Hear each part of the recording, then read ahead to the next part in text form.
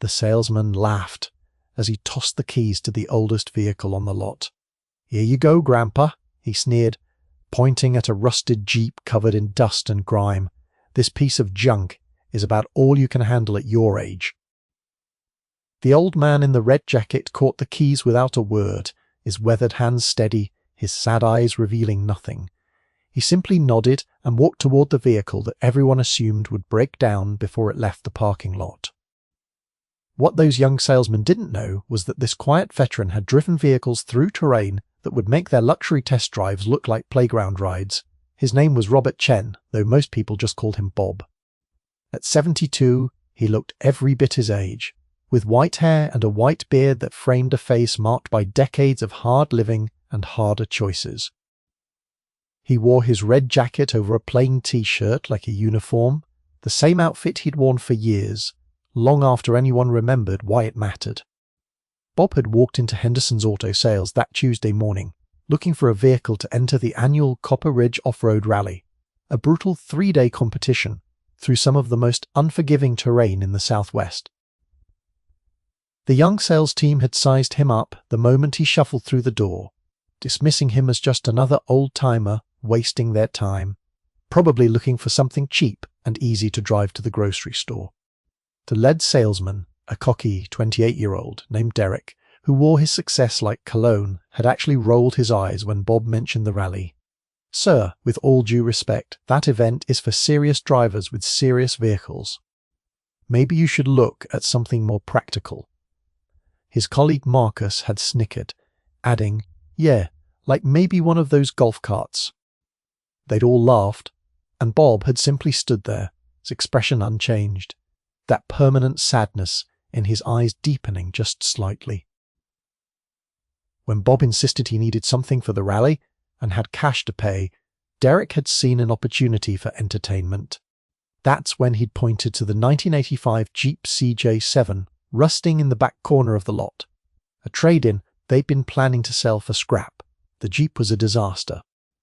Rust had eaten through portions of the body panels, the canvas top was torn and faded, and the paint had oxidized to a dull, patchy brown. The interior smelled of mildew and old oil. When Bob turned the key, the engine coughed and sputtered before settling into a rough idle that shook the entire frame. Derek and his team stood in the showroom window, phones out, recording video as the old man test drove the wreck around the parking lot. "This is going on social media," Marcus laughed. "Old guy thinks he's going to race in that thing." They sold it to him for $800, barely able to contain their amusement as Bob counted out the cash with arthritic fingers. As he drove away, the Jeep backfiring and smoking, Derek posted a video with the caption, "When Grandpa has a midlife crisis 60 years too late." What they didn't see was what happened when Bob got that Jeep home to his small garage. They didn't see him spend the next 2 weeks working on it from dawn until well past dark. His neighbors, who'd grown accustomed to his quiet presence, suddenly heard the sounds of tools and machinery, the hiss of welding torches, the methodical rhythm of someone who knew exactly what they were doing. Bob's hands, weathered and scarred from years of military service as a combat engineer, moved with practiced precision. He'd built and repaired vehicles in conditions far worse than his comfortable garage, often under fire, often with nothing but scraps and ingenuity. He stripped the Jeep down to its frame, examining every component with the critical eye of someone who'd learned that, in certain situations, mechanical failure meant death. The engine, despite its rough idle, was fundamentally sound. Bob rebuilt the carburetor, replaced the timing chain, and upgraded the ignition system with parts he'd quietly ordered online. The transmission needed new seals and fresh fluid. The transfer case, the heart of any off-road vehicle, was actually in excellent condition, beneath years of neglect. Bob reinforced the frame in critical stress points, welded new mounts for a roll cage, he fabricated himself, and installed heavy-duty suspension components designed for punishment. He kept the rusty exterior exactly as it was. People judge by appearances. He'd learned that lesson over and over throughout his life. and sometimes there was advantage in being underestimated.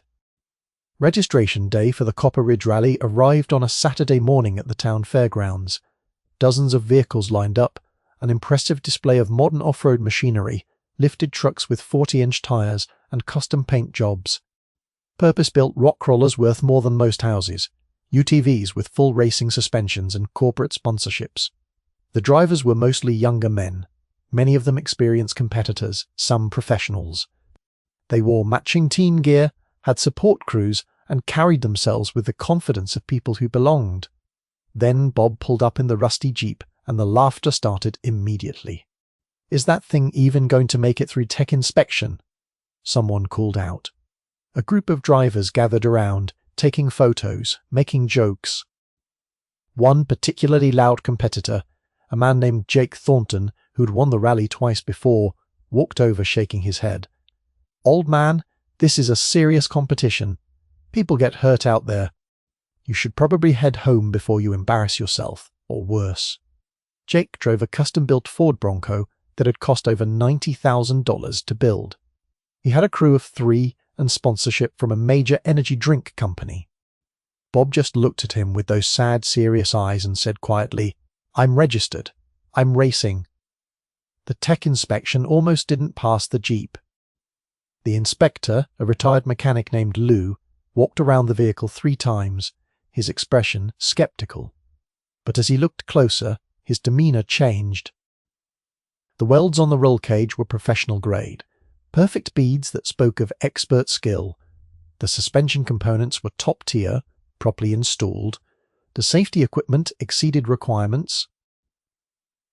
Lou crouched down and looked at the frame reinforcements, then stood up and met Bob's eyes. "You built this yourself?" Bob nodded. Lou signed off on the inspection without another word, though he kept glancing back at the old man as he walked away. Day 1 of the rally began at dawn.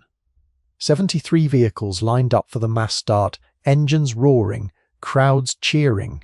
The course would cover 140 miles of desert trails, rocky climbs, sandy washes, and steep descents. Bob lined up the Jeep in the back, as required for vehicles without qualifying times.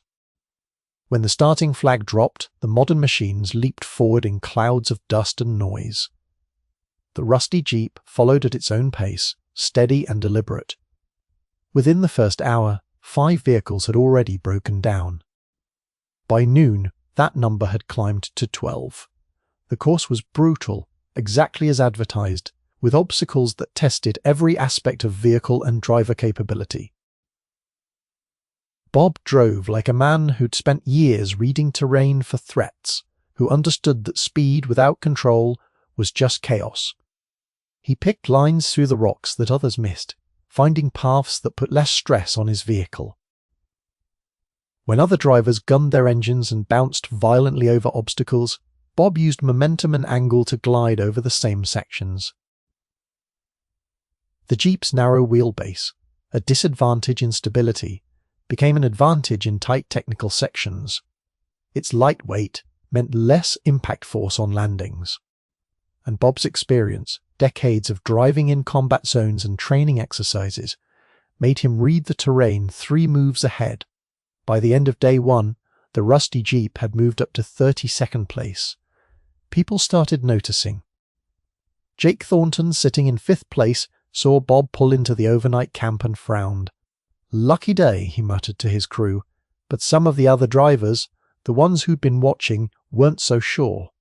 They'd seen how the old man drove, the precision of his line choices, the way he never seemed to make the same mistakes that were costing everyone else time and equipment. Day 2 separated the skilled from the lucky. The course went into the mountains, with steep climbs up loose rock faces and descents that required perfect brake control. The temperature climbed past 100 degrees. More vehicles broke down, victims of overheating, broken axles, shattered suspensions. Bob kept the Jeep moving, stopping only when required, at checkpoints.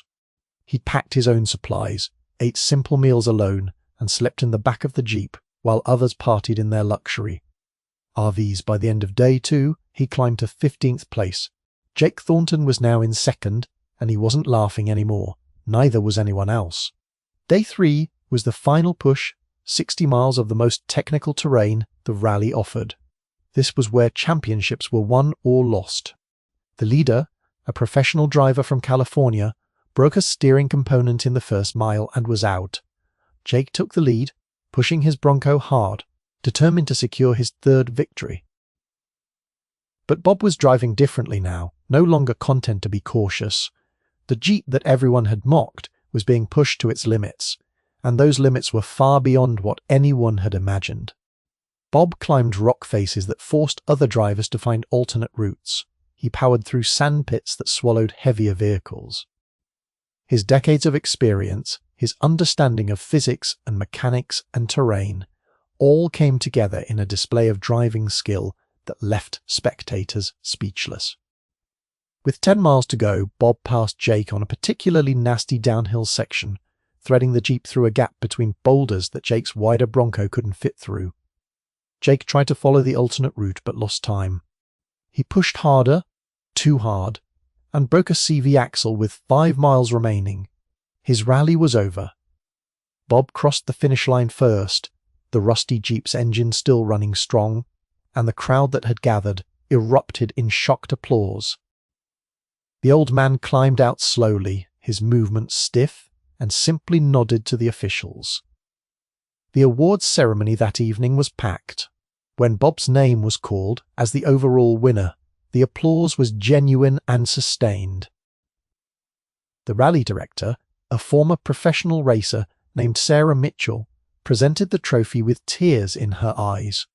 "In 30 years of off-road racing," she said into the microphone, "I've never seen driving like what we witnessed this weekend, but I think there's more to this story."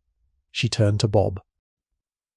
"Sir, would you mind telling us a bit about yourself?" Bob stood there in his red jacket holding the trophy and for a long moment said nothing.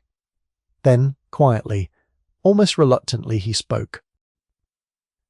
"I served 30 years as a combat engineer in the Army, drove everything from Humvees to heavy equipment in places most people have never heard of, built roads through jungles, cleared paths through minefields. Taught young soldiers how to keep vehicles running when failure meant their friends died. When I retired, people stopped seeing that. They just saw an old man." He paused, looking out at the crowd. "I didn't enter this rally to prove anything. I just missed driving, missed the challenge. But maybe it's good to remember that experience counts for something. That rust on the outside doesn't mean there's nothing solid underneath." The crowd was silent. Then someone started clapping and it built into a standing ovation that lasted several minutes. Jake Thornton, standing off to the side with his broken Bronco loaded on a trailer, felt his face burn with shame. He thought about the jokes, the dismissiveness, the arrogance. He walked up to Bob after the ceremony and extended his hand. "I was wrong about you, sir. Completely wrong. I'm sorry." Bob shook his hand and said simply, "You're a good driver. You just need to learn that the machine doesn't make the driver." Derek from Henderson's Auto Sales saw the rally results on social media that night. The same Jeep he'd sold as a joke, the same old man he'd mocked, was now being featured in off-road magazines and news articles. The video he'd posted of Bob driving away had gone viral, but not in the way he'd intended. The comments were brutal, calling out his disrespect, his ageism, his complete failure to recognize skill and experience. His boss called him Monday morning and suggested he take some time to think about how he treated customers. Derek drove out to Bob's house that afternoon and found the old man working in his garage, the trophy sitting on a shelf next to old photos of Bob in military uniform, younger and harder, standing next to vehicles in desert landscapes. "I came to apologize," Derek said. "I was completely out of line. I judged you based on nothing but appearance and age, and I was wrong." Bob looked at him for a long moment, then nodded. "Apology accepted. But understand something. Every person who walks through your door has a story you know nothing about. Treat them with respect, not because they might surprise you, but because it's the right thing to do." Derek left humbled, and the story he told later, giving Bob full credit and acknowledging his own mistakes, went even more viral than the original mockery. Bob went back to his quiet life, but something had changed. Young drivers started showing up at his garage, asking for advice, wanting to learn. He started teaching, sharing decades of knowledge, helping them understand that off-road driving wasn't about the biggest tires or the most expensive equipment. It was about reading terrain, understanding your vehicle, respecting the challenge. The rusty Jeep stayed rusty on the outside, but Bob kept it mechanically perfect, a rolling reminder that appearances deceive and that true capability often comes in unexpected packages. The local community college asked him to teach a course on vehicle mechanics and off-road driving. Veterans organizations invited him to speak, and every year after that, when the Copper Ridge Rally came around, Bob was there. Sometimes competing, sometimes just watching, always respected.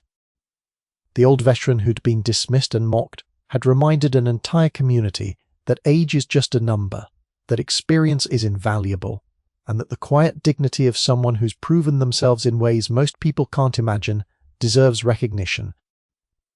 His sad, serious expression never really changed, but there was something different in his eyes now. A quiet satisfaction in knowing that he taught an important lesson without having to say much at all.